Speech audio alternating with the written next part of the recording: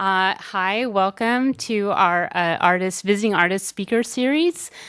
We do these from time to time at Microsoft Research.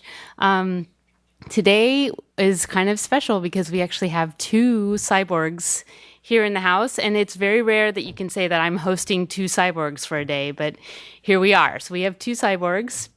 So what does it mean to be a cyborg? Well, I guess, in some respects, it has something to do with the fact that they have embedded technology into their bodies, and as a result of that, they've augmented their perception of reality.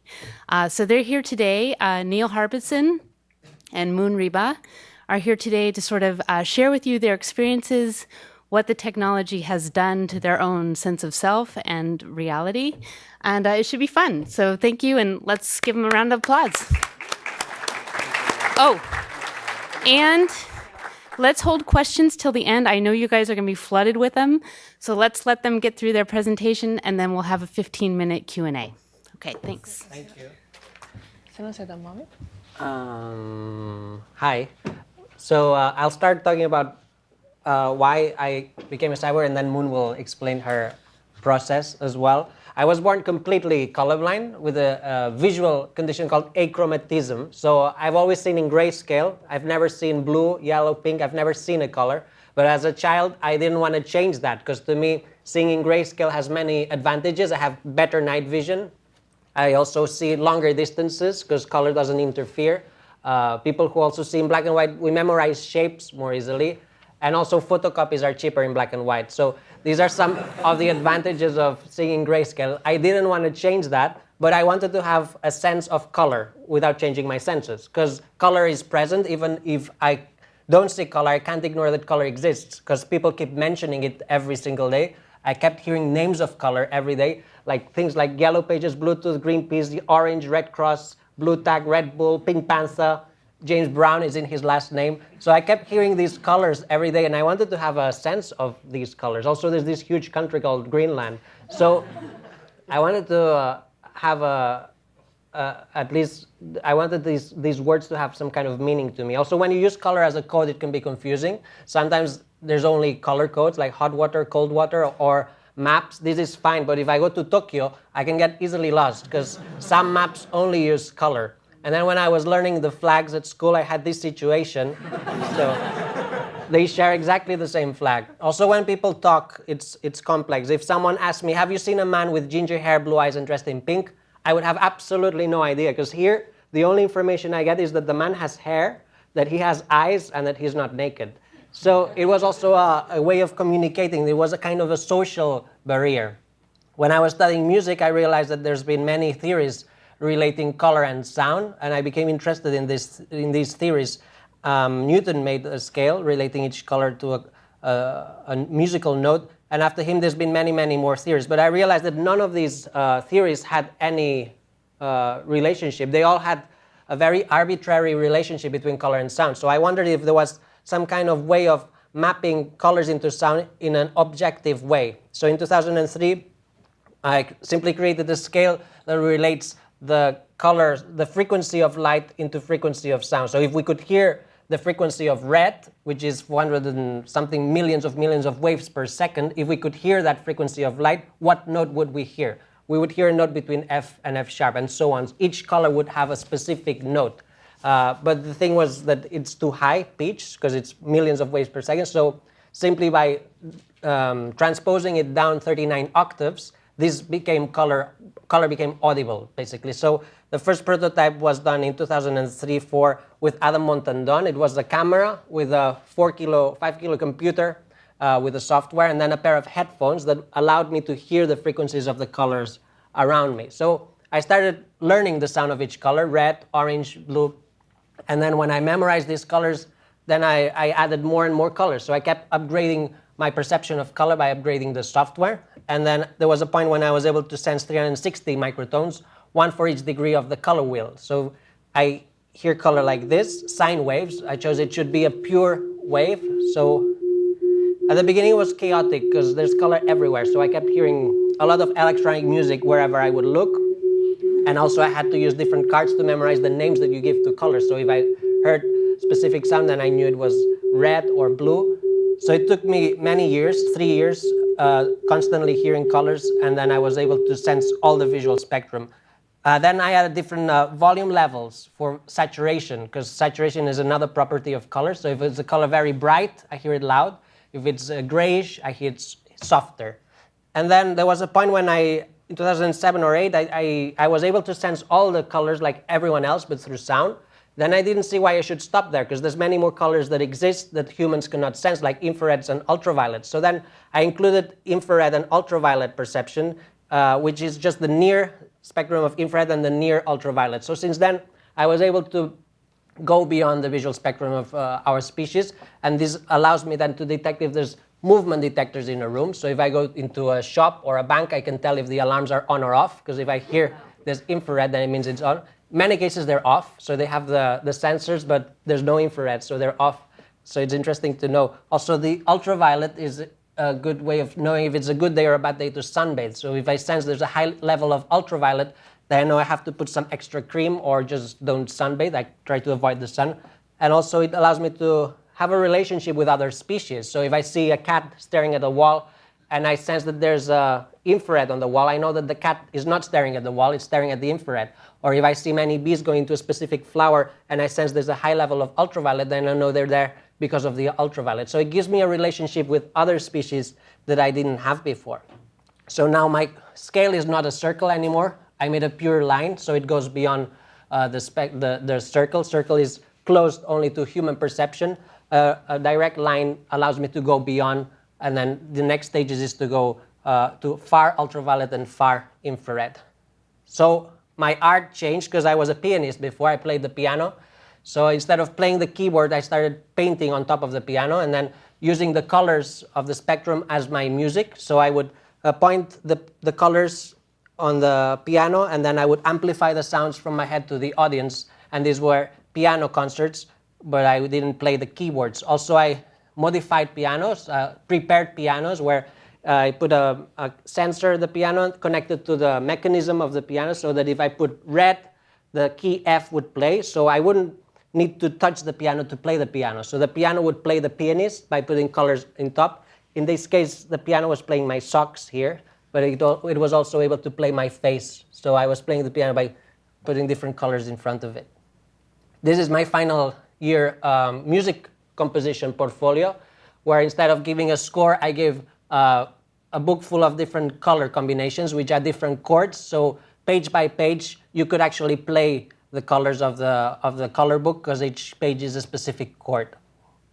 So this is a sense of color, but then I didn't want to use technology, and I didn't want to wear technology. I wanted to become technology. I wanted this to become a part of my body, a new organ. So first I thought of having a third eye implanted here, so that I would hear color through my third eye, but this would limit my perception of color to only what I had in front of me. So I looked at nature, and I saw that there's many insects that have antennas. So I thought that the best option would probably be having an antenna, so that I would then be able to sense the colors behind me, for example. So I didn't want color to be related to what I have in front or to what is looking. So I wanted color to be completely independent from my other senses. So I decided I would create an antenna, and then I went to the doctor and I said I wanted an antenna implant. I showed him the prototype, and he said no. He said, sorry, we won't be able to do this surgery here, because this would need to go through a bioethical committee. So then I was introduced to this bioethical committee of 14 doctors, and then I presented the surgery, and then in the end they decided no, that it was not ethical, because it goes beyond the visual spectrum.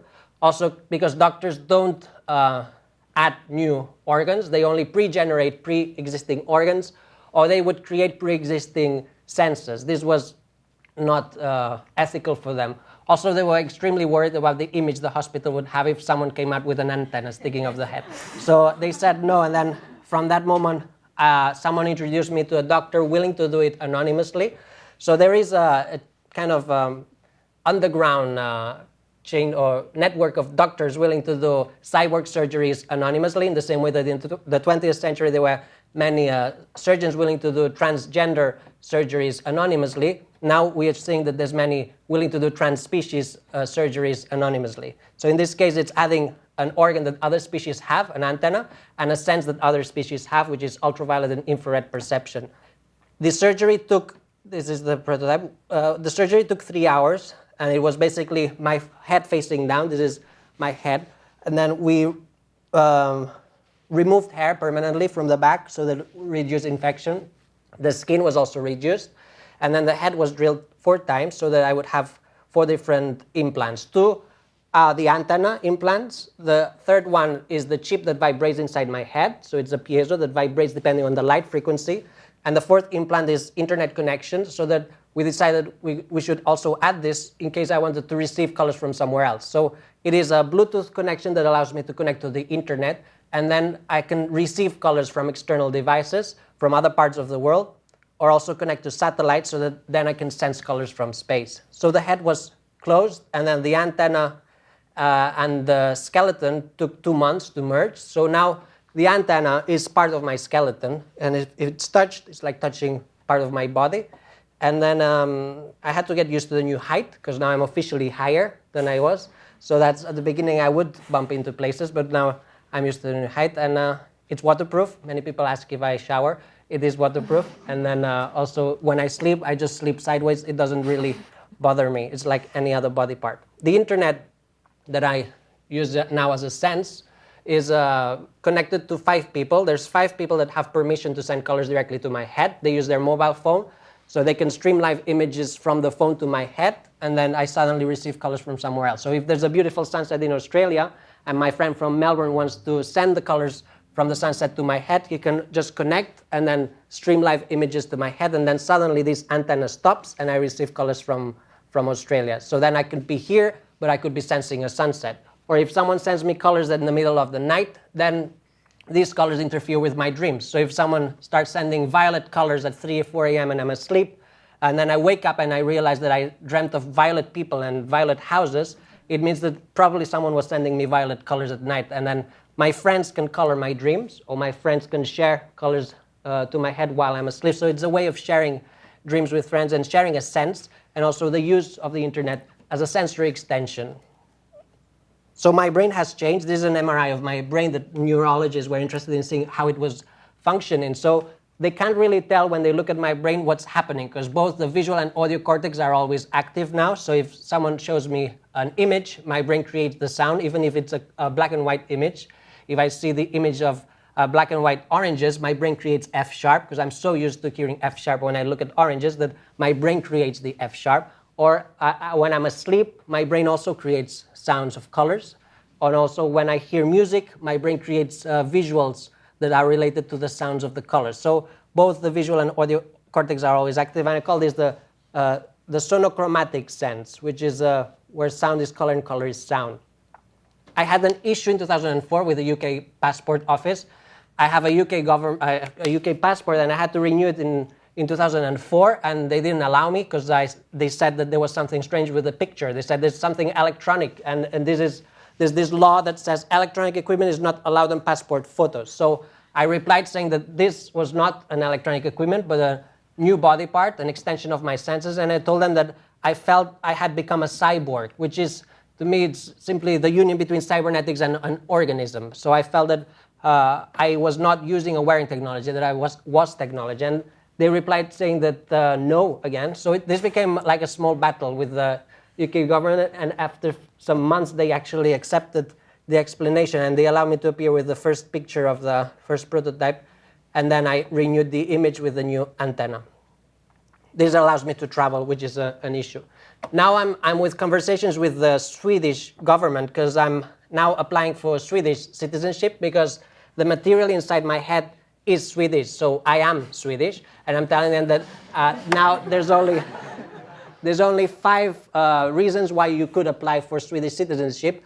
I'm telling them that there should be another one where it should state that if you have a body part from Sweden, you should also be allowed to at least apply for Swedish citizenship, because part of my body is Swedish. So I'm in conversations with them. Maybe they will end up accepting it, or maybe not. Yeah. So, micro is it on? I think it is. Yeah. Okay. Nina and I are friends since we were 8-year-olds. So we've been growing up sharing like perception, how he perceives colors and I don't. And when when we were together, when he started experimenting with antenna and the colors. So I guess I got jealous, and I wanted also to extend my senses. And I'm a choreographer and a dancer, so movement is my passion and what I wanted to extend. So I wanted to extend a sense that it related to movement. And the first experiment that I did, it was about the speed, because humans by ourselves, we cannot perceive the speed of the people walking around us. So my first experiment was this device that I put it in my hand, and then I would point to people, and this would tell me the speed of the people walking in front of me. But this wasn't enough, because I had to look at it, and it was information. It would tell me in what speed the people would walk on it. But I didn't want to know the speed. I wanted to feel the speed. So in order to do that, we created, with the help of a friend, a kind of earrings. So I would feel a vibration. If someone was walking from right to left, I would feel a vibration first on my right ear and then on my left ear. And depending on the interval of each vibration, I would know the speed of the people walking in front of me. And yeah, so I wear this, and this also allowed me to feel movement with my eyes closed. So it was extend my sense, my speed sense, or I don't know how to call it. And then after experimenting this for a while, I decided to turn the earrings around, and this changed my perception of space. Suddenly, I could feel presence behind me. So every time I felt someone coming closer to me, I would feel the vibrations. So this changed my space awareness. So I had a 360 perception of the space.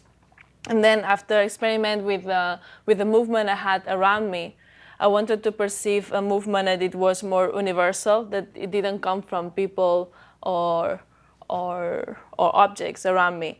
So I realized that movement not only comes from people, there are many things that move and constantly and in many different ways. And the Earth is constantly moving, not only rotates, but it shakes every day through earthquakes. And most of the time, we don't feel this seismic activity.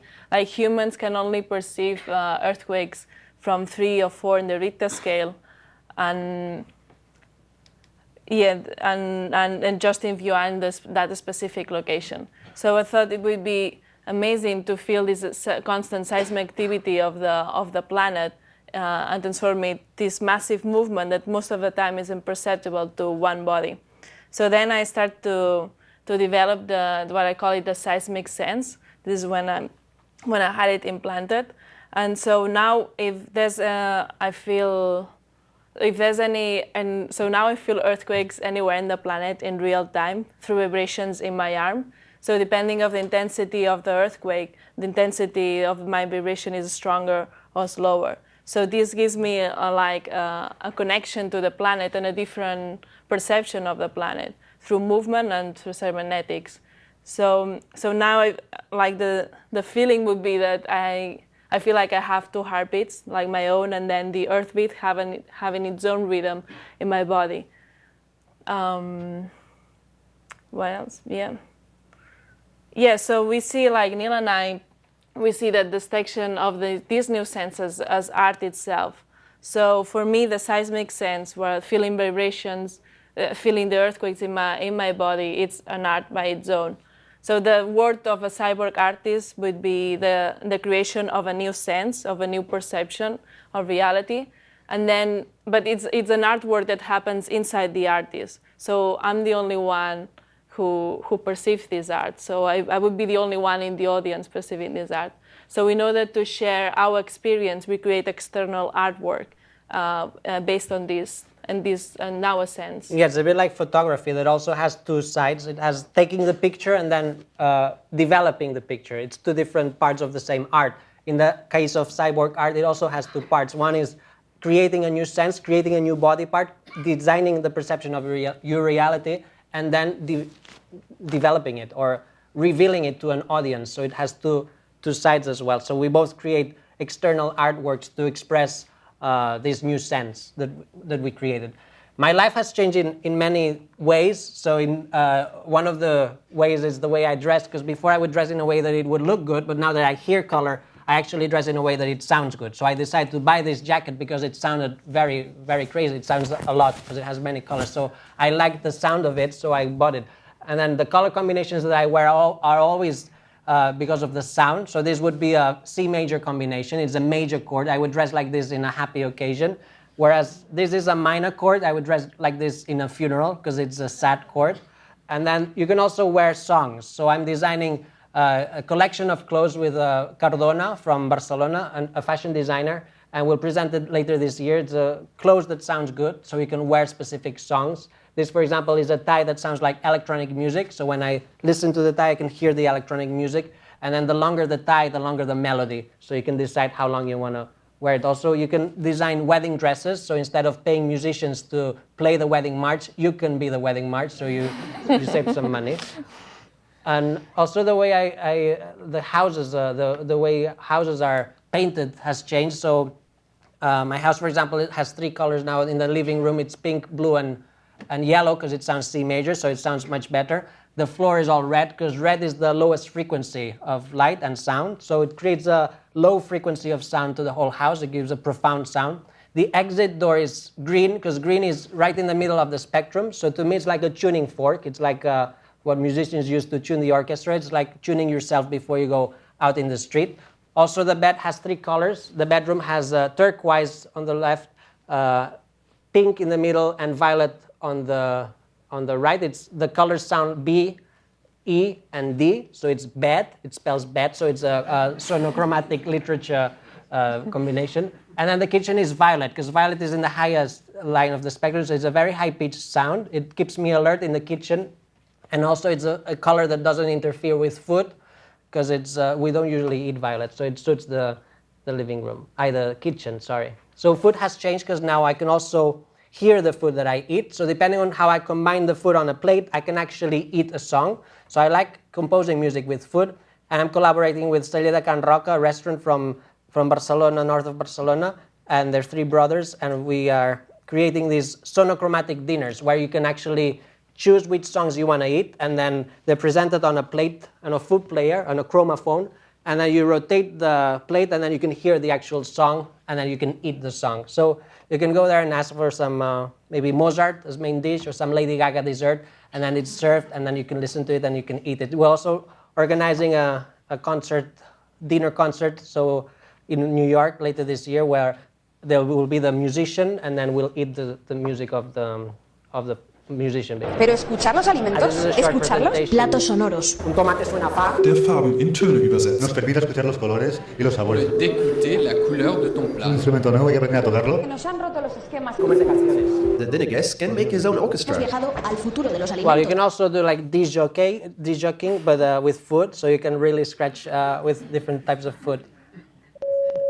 So now I can compose music by looking at things. Instead of playing an instrument, I can simply look at different colored objects, and that creates the music to me. Then I can also amplify the sounds of my head to the audience, so I can share the experience with the audience.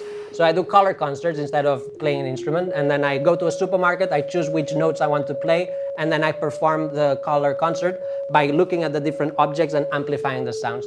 Then I can use pedals to create loops and then create layers of sound, so it can be more complex.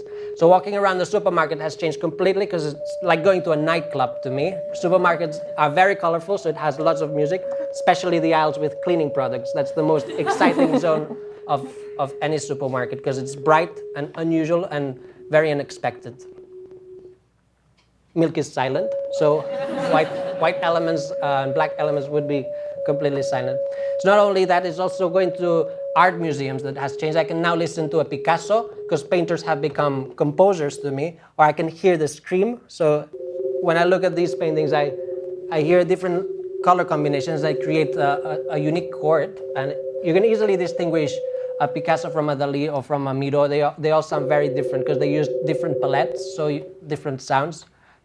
Andy Warhol, for example, sounds very loud, usually. You can hear an Andy Warhol from the other end of the museum, usually, because very saturated and very pure notes. Whereas older paintings like a Mona Lisa would sound much, much softer because it's less saturated and also very, very, very microtonal usually. So I usually get close to old paintings because they're so quiet that you don't hear them very much. Like this one is very soft.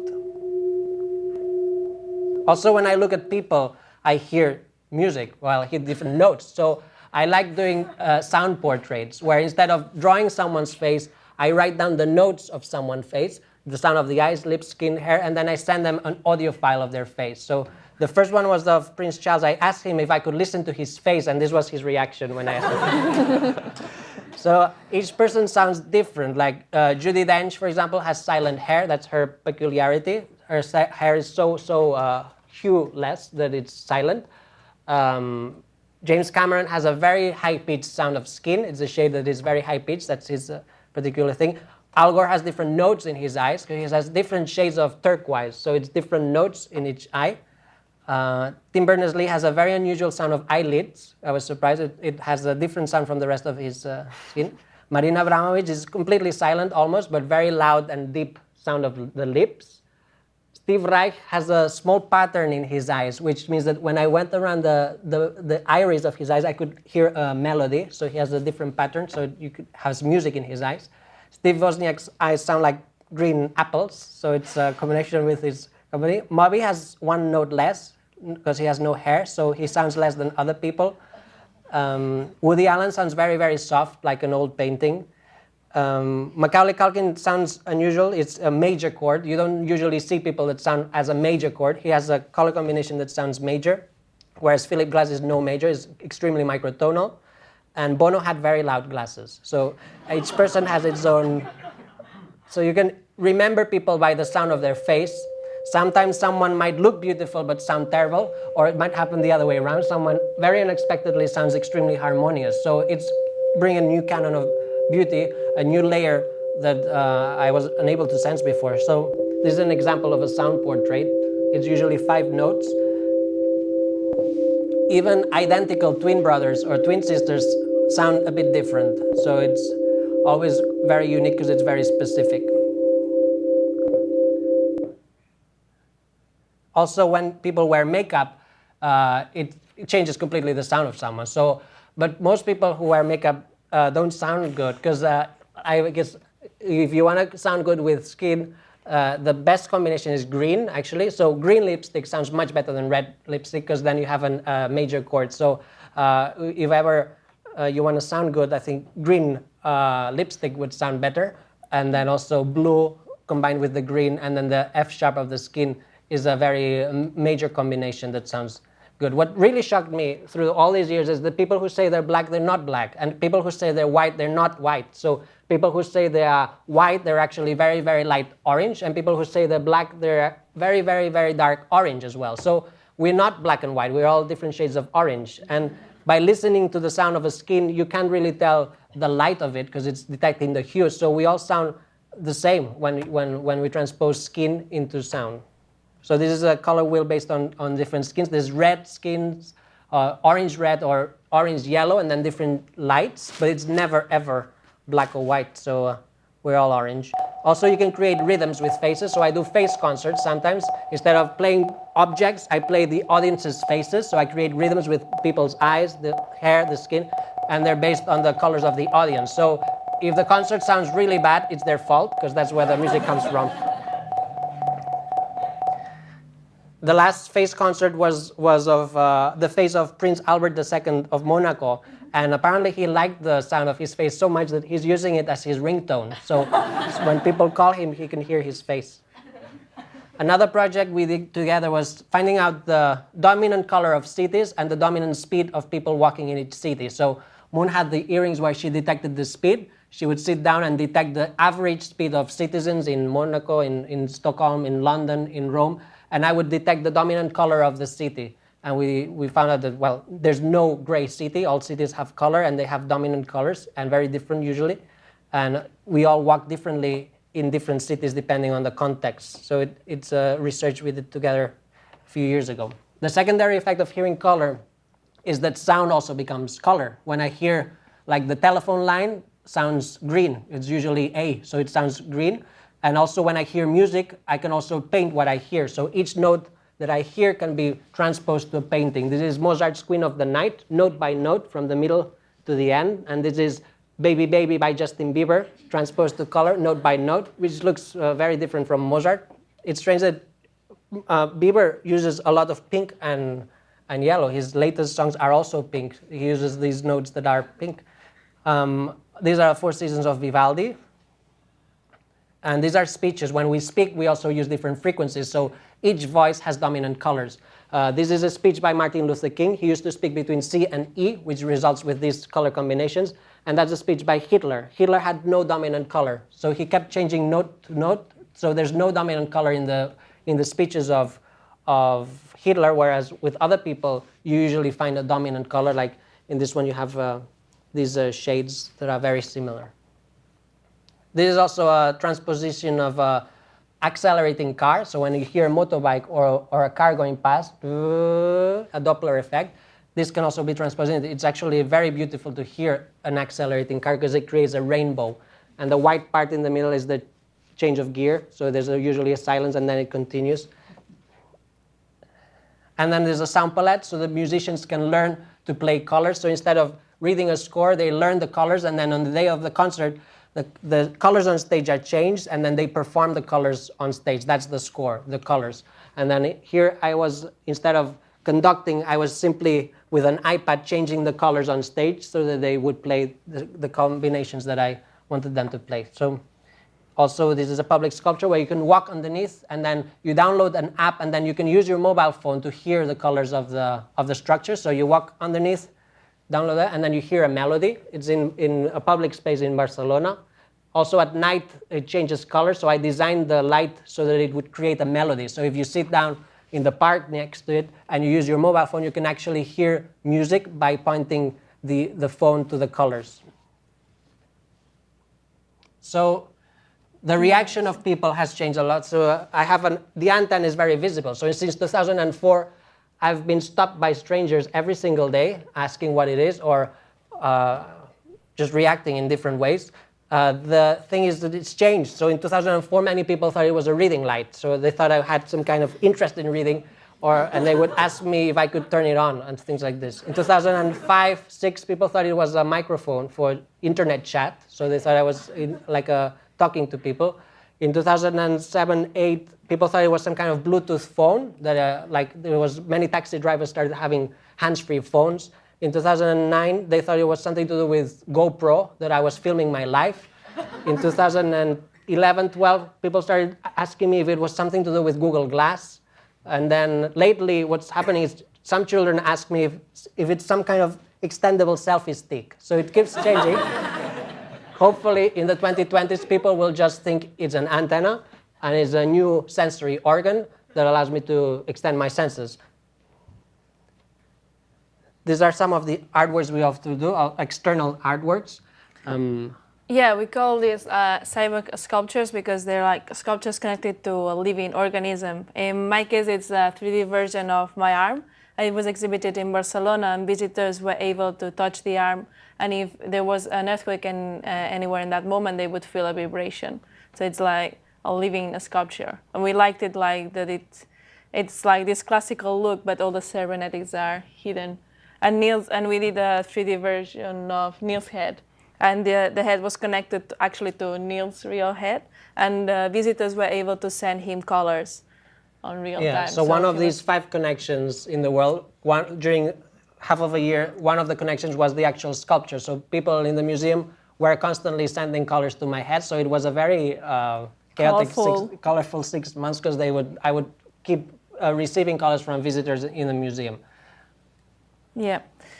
One of my pieces, it's called Waiting for Earthquakes. And it's a piece that I stand still and wait for an earthquake to take place. And then when this happens, I move according to the seismic activity.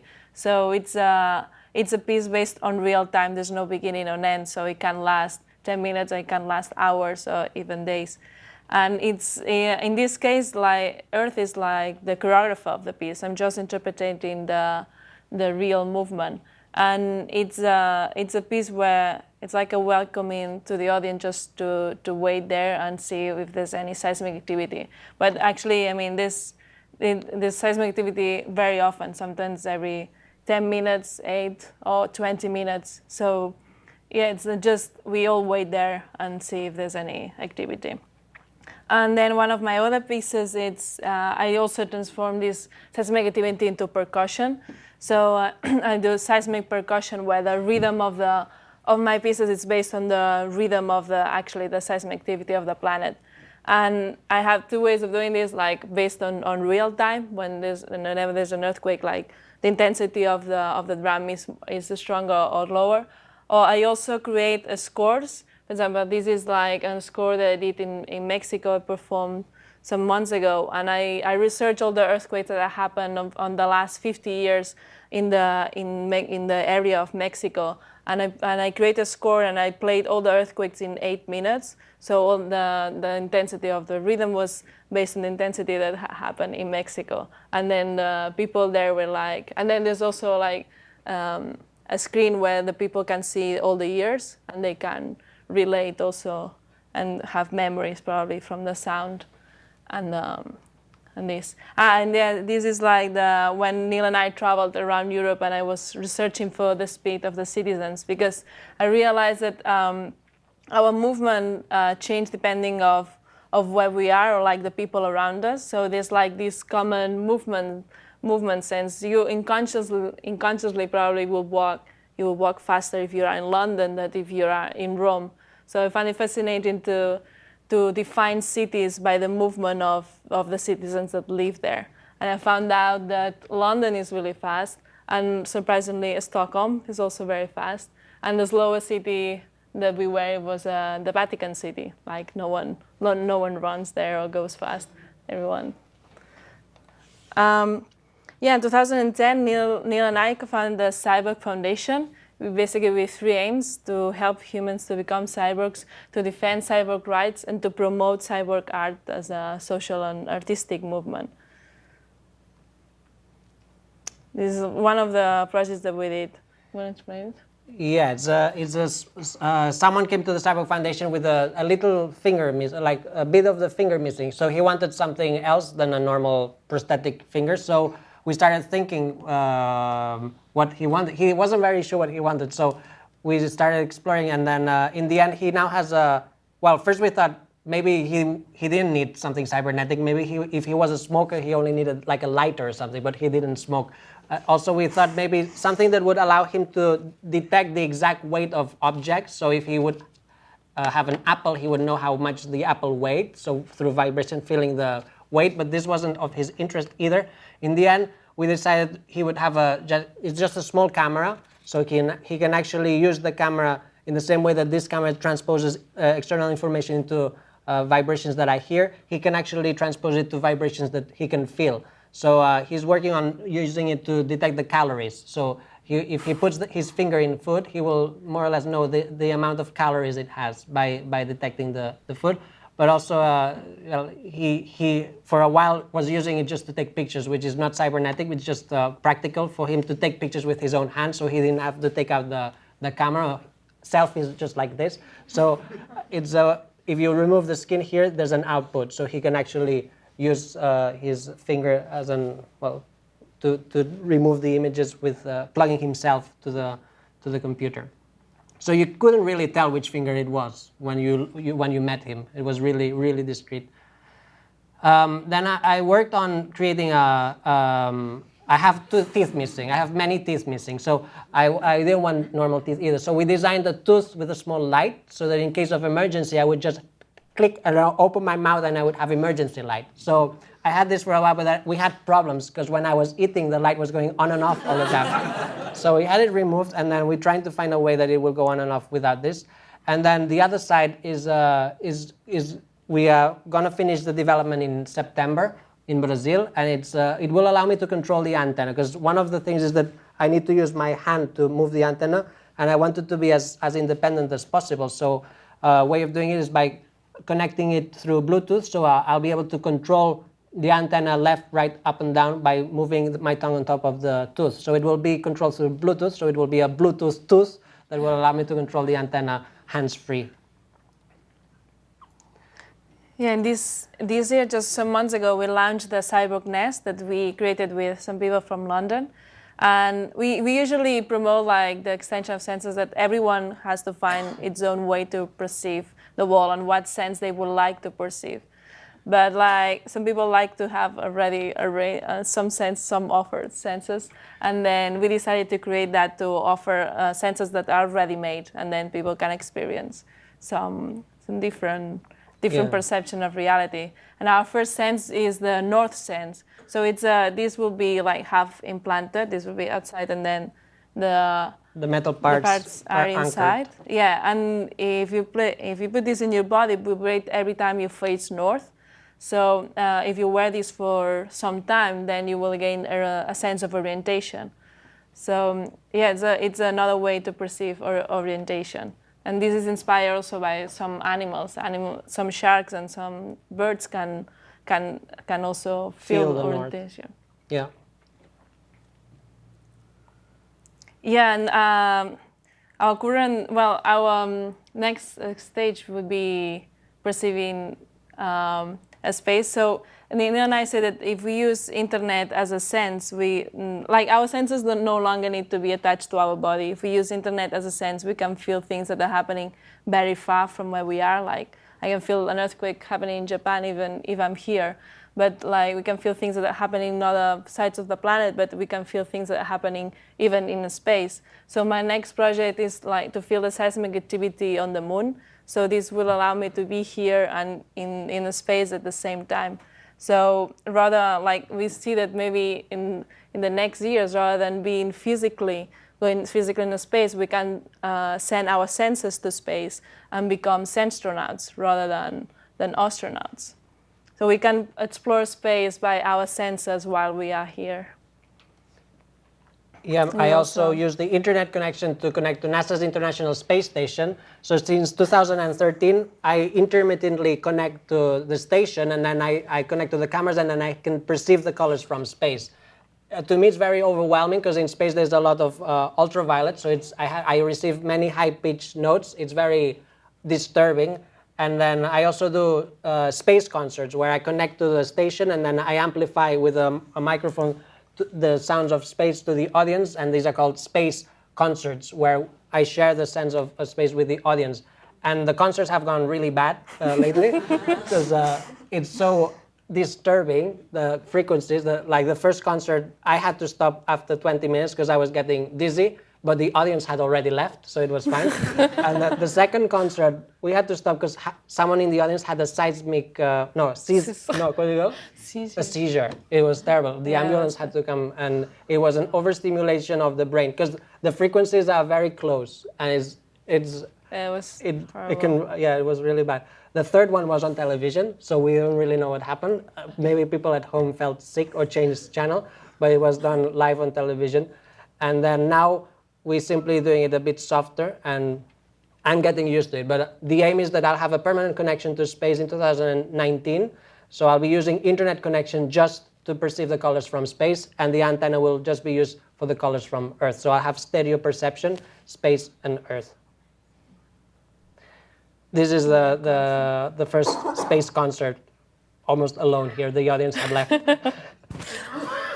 So I'm currently working on the creation of a new sense. So I've had this sense for 12 years, almost 13, and now I feel ready to add a new sense to my body, and it will be the sense of time. So we all have a sense of time, but we don't have a sensory organ for the sense of time. So I'm developing this organ that will be inside the skin, so it will be between my skin and the bone.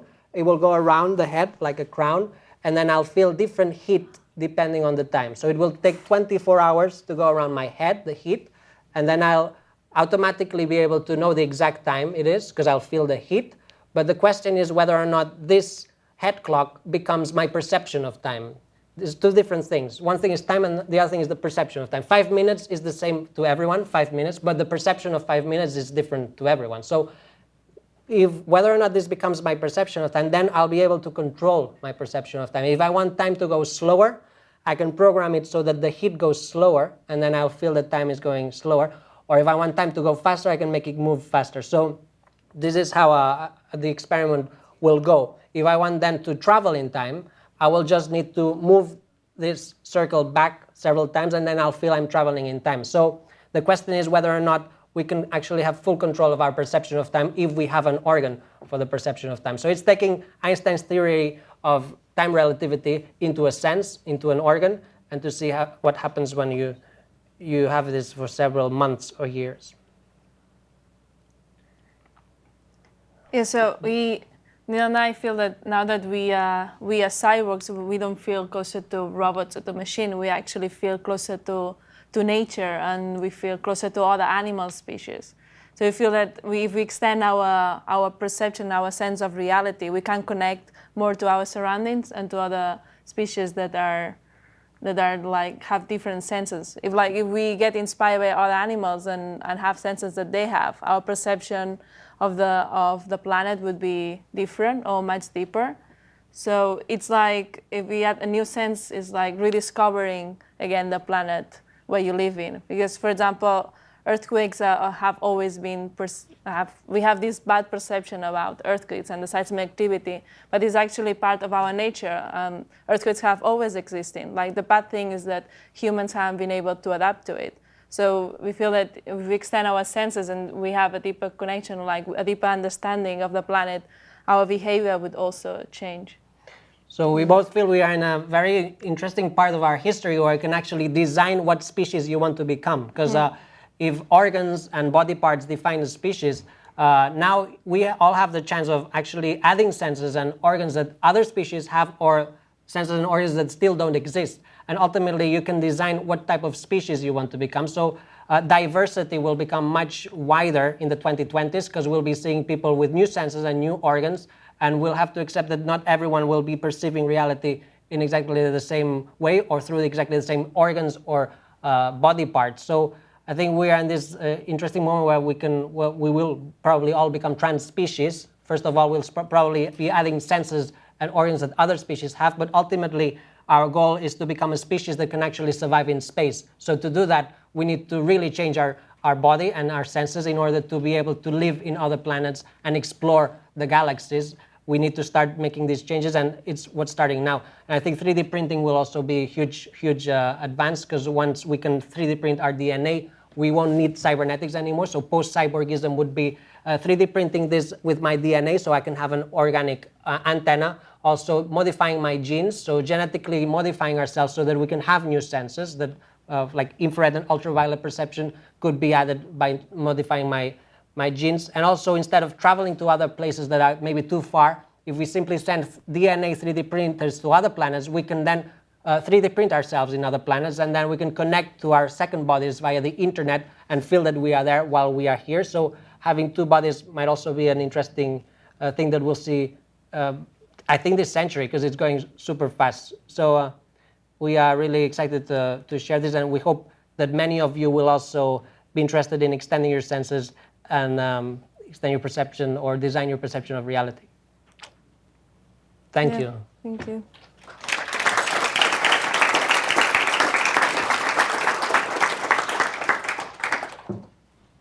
Okay, well, it's super rare that I'm blown away, and I'm totally blown away. Are you guys blown away? I'm blown away. So, do we need microphones? Like, do we have questions? And let's just have a 15-minute question Q&A. So, stand up, and if we don't have a microphone, just speak out, and I'll let you guys take the floor. Okay.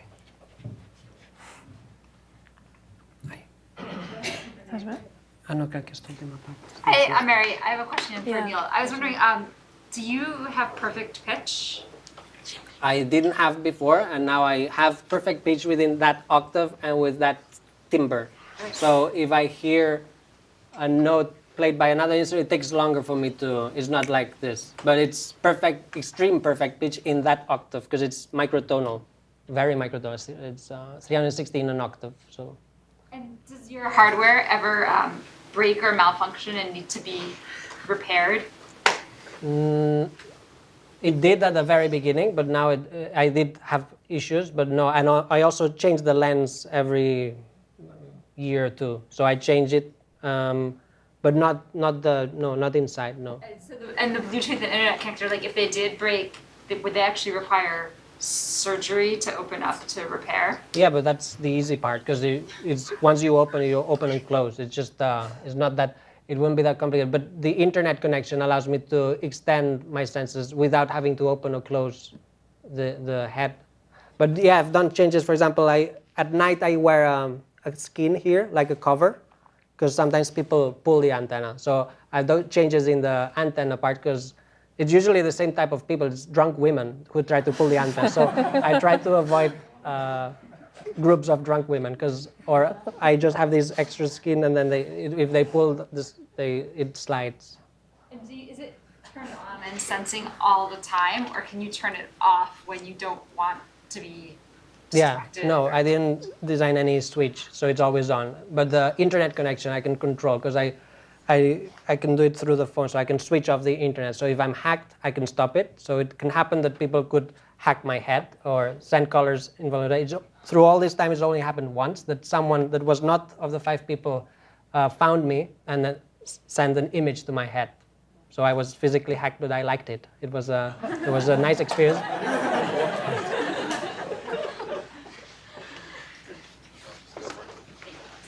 I've got a question for you, and I don't know if you covered this because I came in a little late. Have you had a look inside your brain before you had the implant and then looked at the neural activity since? Yes, I showed an image of an MRI scan.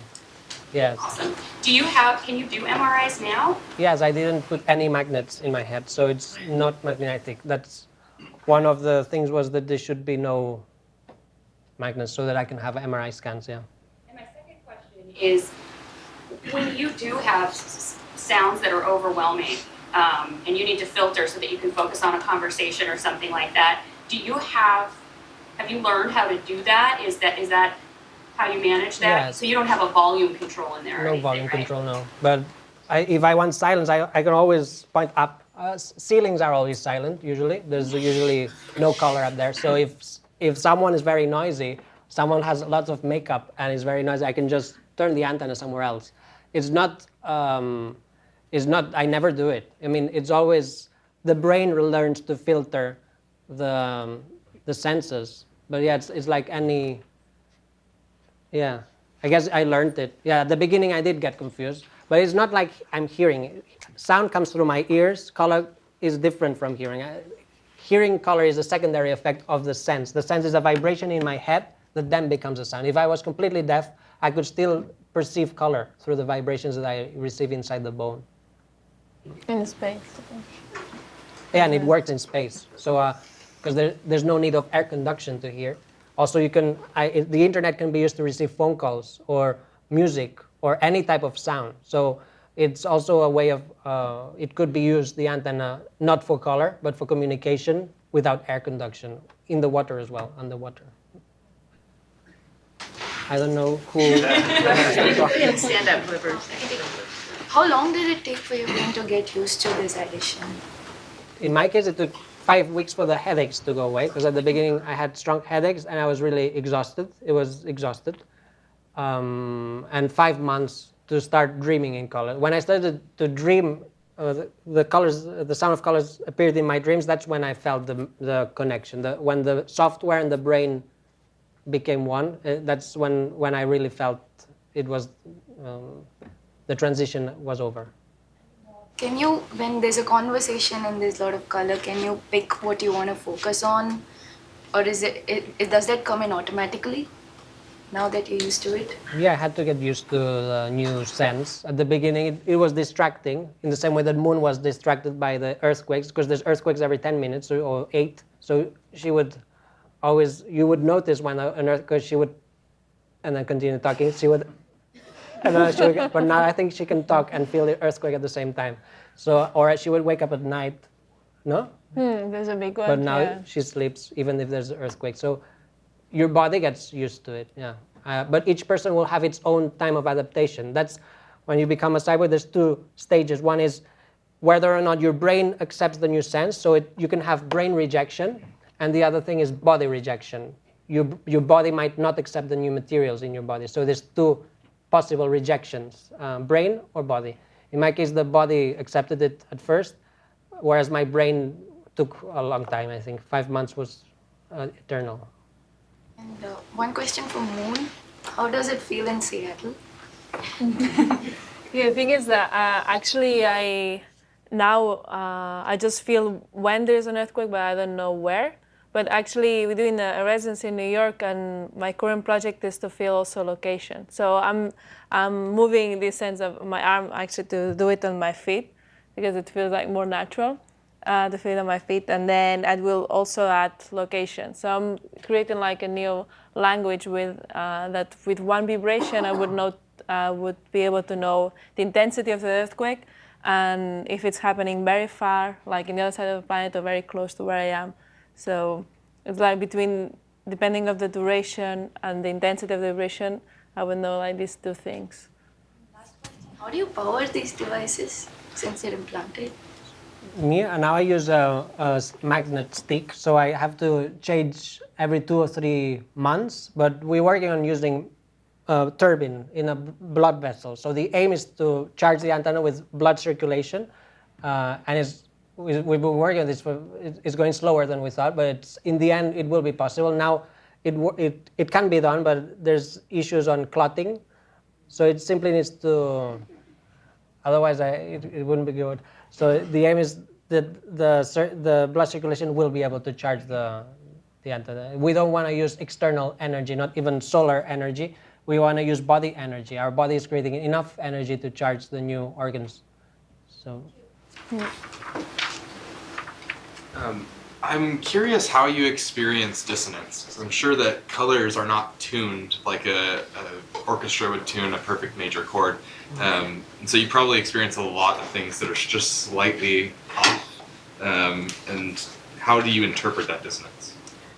Yeah, so music usually only has 12 notes in an octave, whereas this has 360. So I hear a lot of dissonance musically, but I've learned to like it or to love it, and now I really like microtones, and music that is out of tune is usually more colorful. So if I have to choose a perfectly tuned orchestra or a school orchestra, it's much more colorful to listen to a school orchestra because they sing out of tune, but that brings lots more colors.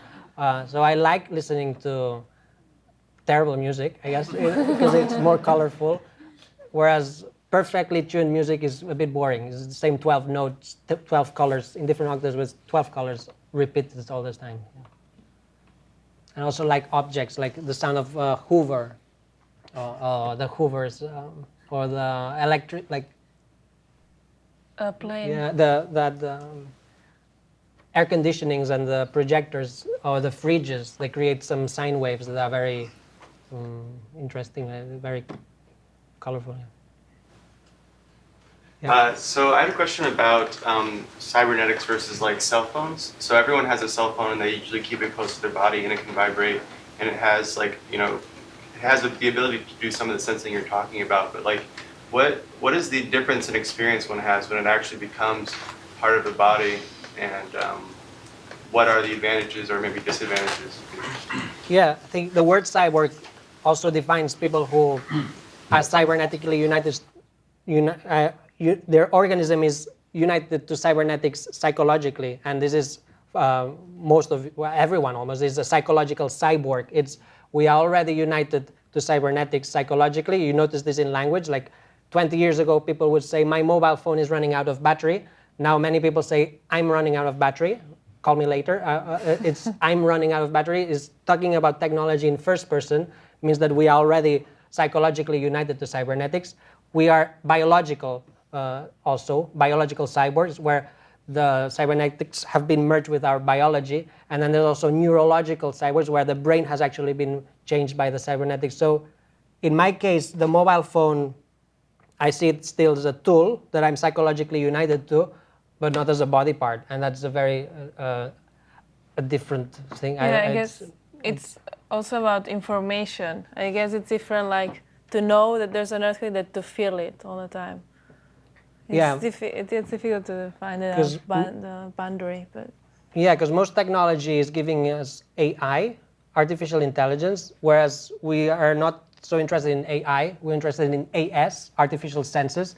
If you add AI to a body, then you all have the same I, the same intelligence, because it's given to you.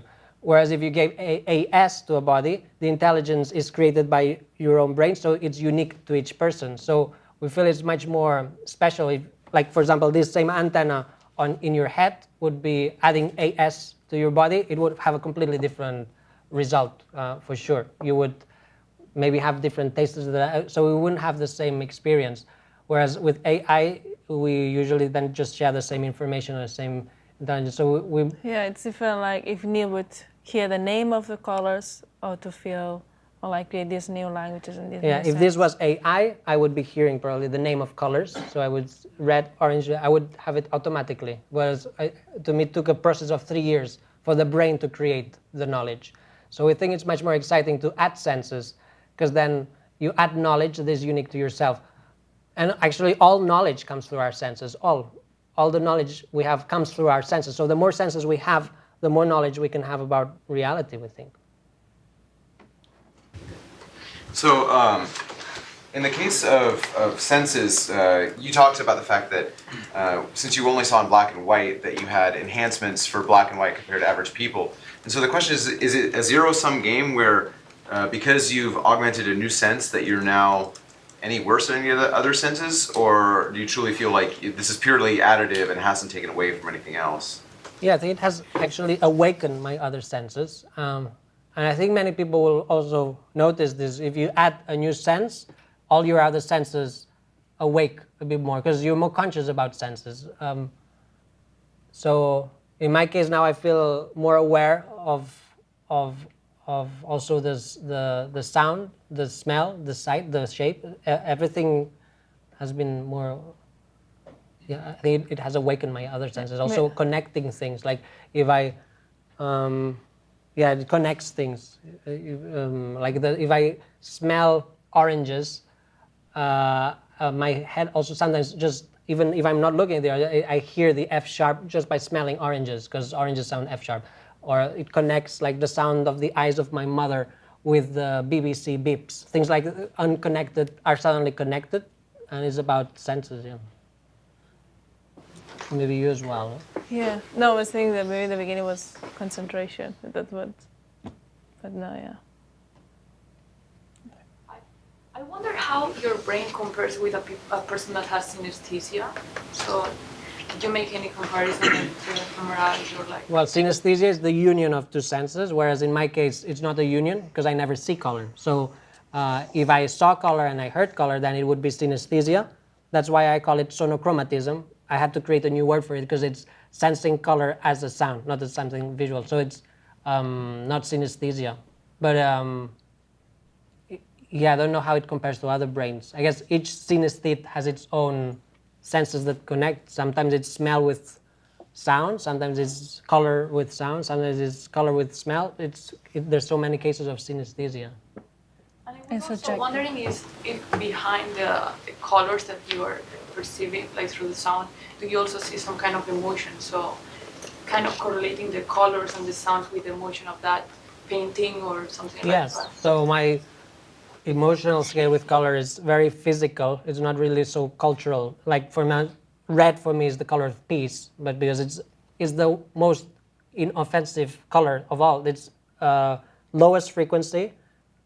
It can't harm you. It's the most peaceful color there is, red. Whereas violet is an aggressive color. It's closer to ultraviolet, which can kill you. So violet should be the one in signs, stop signs or stops, because violet is the highest frequency. It keeps you alert. So my perception of, or cultural perception of color is different from, I guess, well, each culture has its own relations, but I have my own related to the sound, and green for me is very neutral. It's in the middle of the spectrum. It's not high, not low. It's neutral, neutrality. So, yes, I do have my own feelings for color. My favorite color is infrared, which is even lower. So it's even more peaceful than red. So. I'm interested in the social implications. So it sounds like you get approached and people are rather curious, but have you ever experienced any negativity? And how do you navigate that situation? Yeah, we both receive death threats. So people who feel this is against God, so we think this is completely against what their religion is saying. Terrorists.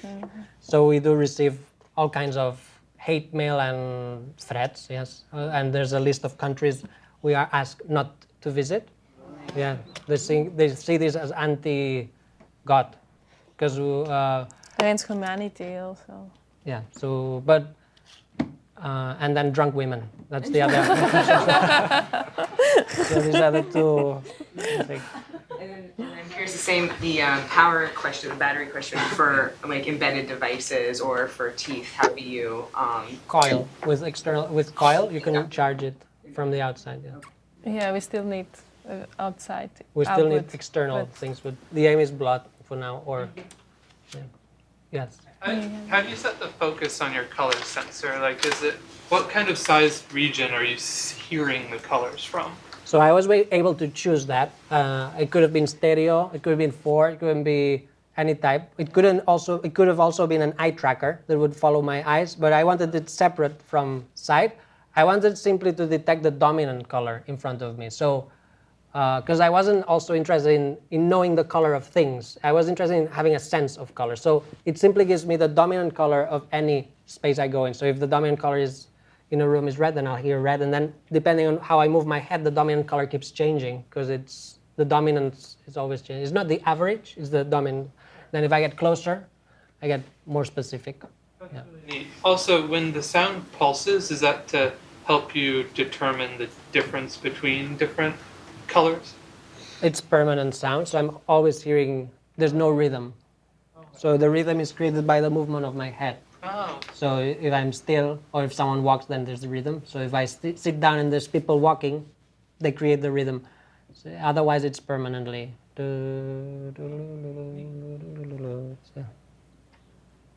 Yes, oh, yeah. So I'm sorry. Yeah. Okay, so very interesting talk. I really like it. So you have talked about adding extra senses to human body, but have you thought about adding like extra output modality to human body, like for example generate ultrasound or like projecting the image into the space, something like that? Yeah, no, we think more of inputs. So yeah, you can have technology inside that is as an output. So there's people that have, for example, chips that can control doors, or so that's more embedded cybernetics as an output. We think more as technology as an input. Yeah, like how we perceive reality. So it's like from outside to our body. Yeah, just had the idea that maybe it's also possible to add like extra output modality to human body. So, for example, for your sensor, actually you can add extra LED to shine up on the object, so you can also sense the objects in the dark. Or maybe you can use ultrasound to locate the objects in the space as well. Yes. Yeah. Just an idea. Sorry, he was before. I just wonder, is it possible for you to share what this room sounds like? Yes. Well, I wish I was a singer because I would be able to sing. But it's F sharp, mainly F sharp. But actually, it's like F sharp basically. It's more F sharp and A, between F sharp and A, more in the middle of the spectrum. There's no, I don't hear any thing that stands too much out. It's very quiet. It's not very saturated. The whole room is quite peaceful, so it's very boring actually. Right? I mean, I'm sorry. If somebody touches your vibrating thing, can they feel it? If there's an earthquake going? Yeah, it's very subtle. I mean, the vibration is very, very, very subtle. Sorry. But things can stick on her because. Yeah, because it's magnetic, so she can be used like a fridge. It's like it's like my party trick. People stick things on my arms. Or if, souvenirs, magnets, fridge magnets. They can be. Yes.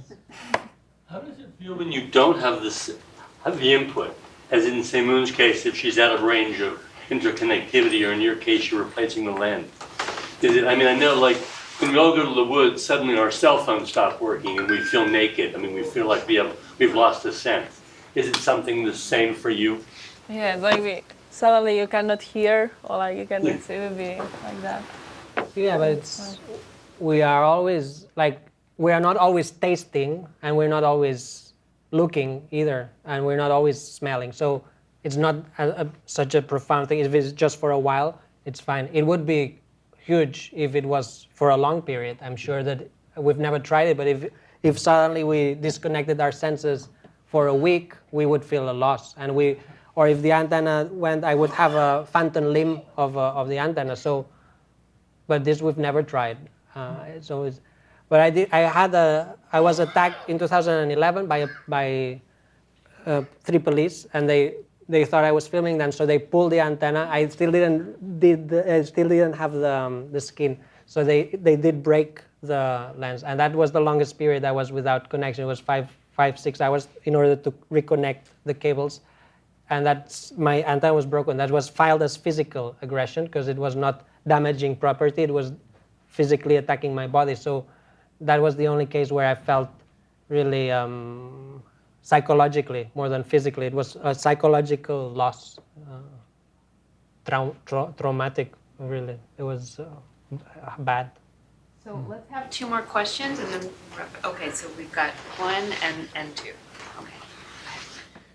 So I'm just curious, have you ever pointed your antenna at a black body, like the sun, where you have every single spectrum of color pointed straight at you? I imagine you would see, or you would feel the peak black body radiation of the sun, so it would look green to you, maybe. Well, actually, my aim is the sun. So I'm now connecting to NASA's International Space Station as a way of rehearsing or practicing. But my aim is not the station. It's 2 cameras that belong to SETI that are facing the sun. So I'll be connected to these cameras, and then I'll be receiving the sound of the colors of the sun directly. So I will be able to hear all the differences, especially if there's a solar storm. I think I'll be able to detect it by hearing the difference of color and sound. So that's the aim, to hear the sun. And the sun is very noisy, but it does have dominant hues. And have you ever pointed your antenna, this would be fun to do, through a telescope while it's looking at a particular planet? In many ways it's the same thing. You would perhaps perceive the peak black body radiation of that planet. Jupiter would look yellow to you, maybe, I don't know. It'd be a fun experiment to try. Yeah, I think instead of using telescopes, it's connecting to the cameras in space. Instead of using this, it's simply through the internet I can connect to the cameras directly. So it's much pure, because also you can receive the cameras with filters that what you see is not what it is. The space is not black. It's extremely colorful. There's what we see as black, but it's not black. It's extremely colorful. So without the filters, you can receive the raw frequencies, and that's my aim, is to receive it raw. This question's for Moon. I'm just wondering if you can recall any time where maybe you got woken up while you were sleeping from an earthquake, or has there ever been a time of unusual seismic activity that you can remember that? Yeah, I remember when I felt the one in Nepal, that I was sleeping, and then I checked it, and there was all this disaster. I felt bad all day. It was very weird because I was very far, but I felt it in my body, and it's a weird way to be in 2 places at the same time. So I remember that one. Yeah, for sure. All right, guys. Well, let's thank our guests.